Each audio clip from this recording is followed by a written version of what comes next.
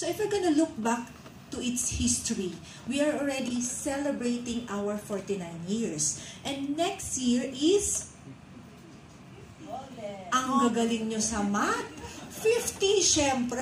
So 50 years na kami, and in 2015, we, following the direction of PCCI National, we have to name it first Philippine Chamber of Commerce and Industry, followed by the locality where we are located.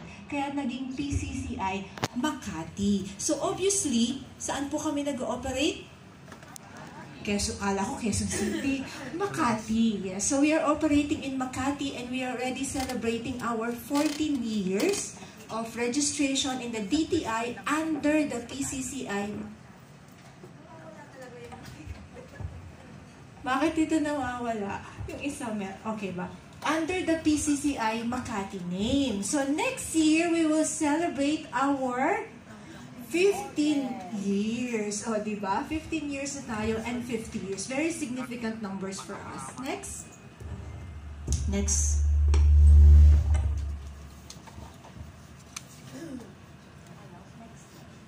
Ito na lang. This is better. Mas maganda ba boses ko dito?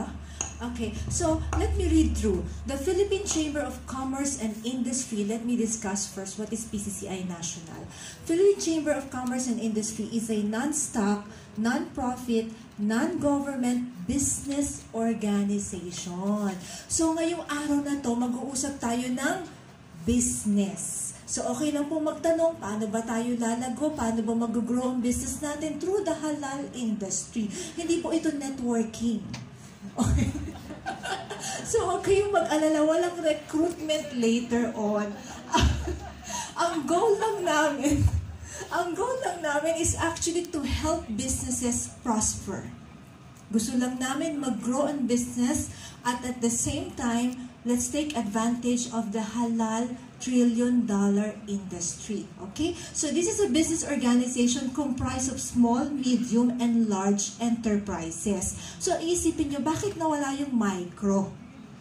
Usually it's MSMEs. Okay? Because micro is our advocacy. We would like to help micro establishments graduate. If I may borrow the term used by Secretary Fred Pascual, kailangan graduate po sila from micro to small.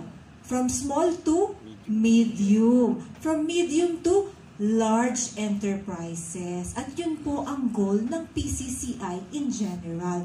So, we are composed of SME, small, medium, and large enterprises, local chambers like us, and industry associations representing various sectors of business, all working together to foster a healthier Philippine economy and improve the viability of business in the country. So our mission is not only focused in the locality where we are present, but we want to help also our Philippine government in terms of the whole progress of our economy. Next slide. What is the vision of PCCI? This is also the same vision of our local chamber. So PCCI is the voice of Philippine business, recognized by government and international institutions as a proactive catalyst of development. PCCI promotes and supports the drive for globally competitive Philippine enterprises. And that is one of the reasons why we are here, because we want your business to be globally international as well. In partnership with government, that's why we have DTI and NCMF here, local chambers and other business organizations.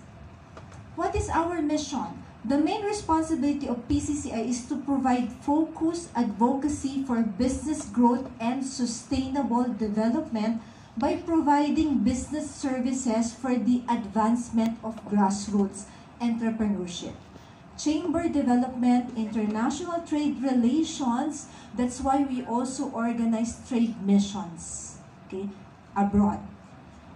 And local also. Business innovation and excellence and operating efficiency.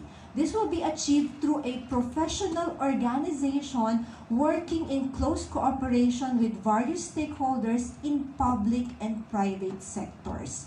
That is why we are here. We collaborated as a private entity with the government institutions like DTI and NCMF.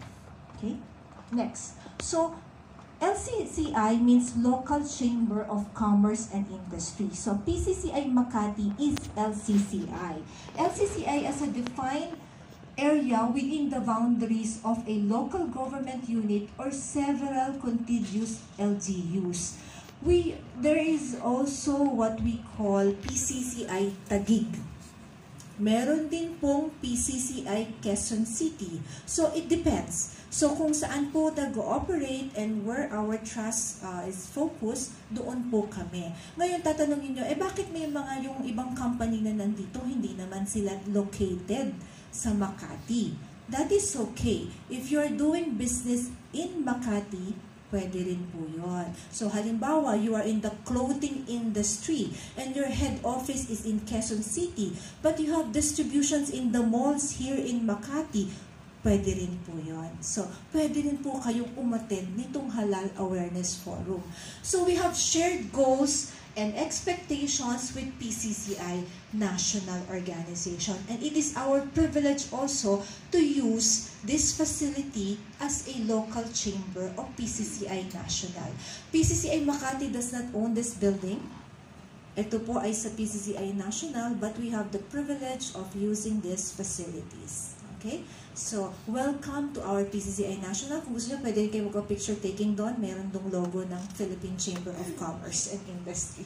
Okay, next. So, we are the voice of the local business. A catalyst of business growth among MSMEs, and we are selflessly, wala po kaming bayad.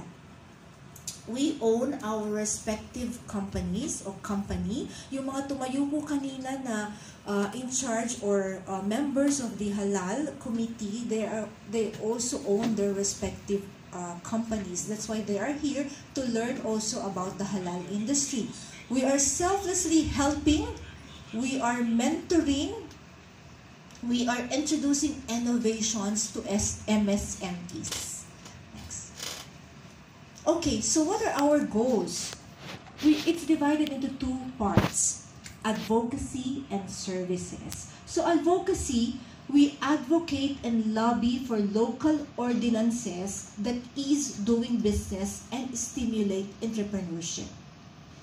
We increase volume of business in the locality. And 3, we render expert business opinions on matters affecting local business and the economy. What is a classic example? Di ba po merong lumabas before na panukala to increase the minimum wage? Tama ba yan? Merong, yes. But it is to a point, tama ba yan? Sino ba nagpanukala nun? May mga news organization tayo dito eh. Was it Senate or Congress? May nagpanukala po to increase the minimum wage. But it's so high, okay, about 100 pesos ata or more, that when PCCI National studied the effect to the different companies, medyo mahirap kayanin sa ngayon. So, ang effect nito, ripple effect nito, may mga companies na pwedeng magsara. So, that is also one of our advocacy para isulong natin yung mga sabihin nating mga panukala, batas, suportahan, o kaya magbigay ng opinion on will it be beneficial to the business industry. Yun. Next.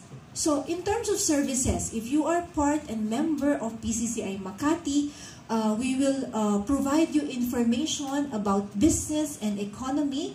We will help you promote your business and networking opportunities locally and abroad. Kaya po tayo may window kanina. Di ba nilagay po natin doon ay 2 o'clock. So, we will start talaga pong mag-start tayo before 3 o'clock because we want you to go around and